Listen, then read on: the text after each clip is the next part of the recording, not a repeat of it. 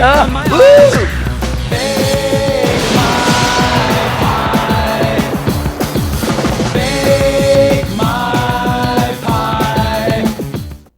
Food Freaks is the show about people who are passionate about food. Whether they're farmers, ranchers, fishermen and women, even grandmothers who get a special hit off the way they cook a certain dish, we'll introduce you to people from all walks of life who make food their thing. Each week, you'll find us on the high seas, in the marketplace, the factory, in the field, or at the farm, seeking out and meeting food freaks wherever we find them. In Italy, it's very popular to have bees feed on chestnut flowers to impart the aroma of that plant into the honey, and in France they use bees feeding on lavender flowers to place that flavor inside honey. And are these clover feeding bees?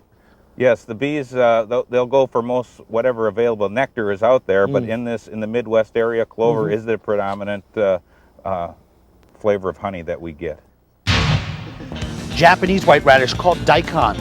And in Japan, interestingly enough, they have a phrase for a woman that has chubby legs. They call it Daikonichi. And Daikonichi refers to ankles that look and calves that look like daikon radishes. True story. Food Freaks explores the social, political, and cultural forces which have shaped the flavors and traditions we enjoy today, making the connection between what we eat and how it came to be. Look at that turtle. If you have enough turtle in your diet, you certainly don't need any Viagra. And we'll give you tips on how to buy and prepare food as well. When you're looking for freshness in a fish, you look at the eyes and the gills. Why is that? Well, the gills are what's called a blood area, so the blood flows through there, and as the fish gets older, it oxidizes, turns brown. So what I want to see is a really nice, bright red color, real shiny. I want to see the flesh be really firm and responsive, so if I press on it, rebounds right away. All the colors are great in this fish, and then finally the smell. You know, it just has a really, really nice smell. It smells like the ocean, really clean, not sharp at all. Like a wave as opposed to like dead seaweed on the beach. Right. In ancient Egypt, 15 pounds of garlic, they called it the scented pearl. You used to be able to buy a healthy male slave for 15 pounds. But before you eat it, you've got to slice it, dice it, and cook it. And so we'll bring you the latest news and all the hottest gizmos and gadgets on the market. As a professional chef, I'll only work with these pans. And the reason is that heavy gauge stainless pans, cladded, distribute heat evenly, prevent scorching. They last a lifetime, at least in my restaurant lifetime. Are the home cooks buying into these even though they're expensive? Yes, they are. They really like the look of the stainless steel, but they want the high quality of professional cooking. They like to see these hanging from their racks over their stoves, and the handles stay cool and they're easy to hold. That's right. And I guess for the home cook, if it looks good, it cooks good. That's their philosophy.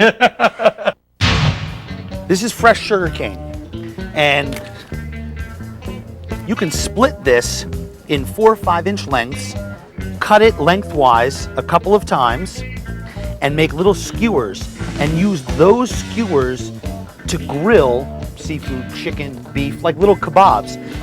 Vietnamese and Thais like to put a shrimp sausage, it's almost like a ground shrimp paste almost, and they form it free-form around the sugarcane and roast that on the grill or underneath the broiler. And of course the sugarcane sweetness on the grill permeates that food. They're wonderful just to chew on too, but check with your dentist, please. And we'll also help you get your hands on hard-to-find ingredients. Bill and Pam Penzi have accumulated herbs and spices from all over the globe, collecting those items from their points of origin. Here at their shop, we have juniper berries from Yugoslavia, fenugreek from India, epazote from Mexico, coriander seed from Morocco, cloves from Zanzibar and Ceylon. And when I'm not able to get to the store itself, I use the mail order catalog to have things delivered right to my home. Rosemary is traditionally the plant associated with the Virgin Mary, and they say that rosemary plants only grow as high as Jesus was tall when he died. And they say that the flowers on rosemary, those purple-blue flowers, are similar to the cloak that Mary wore the night she gave birth to Jesus. And each week, we'll head for the kitchen, where I'll prepare a recipe or two. This is the segment of the show where, as we like to say, the passion meets the plate.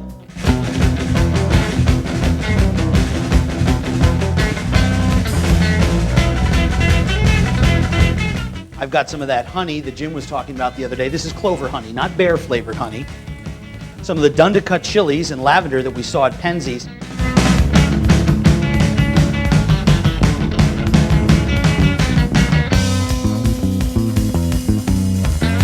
And there you have it.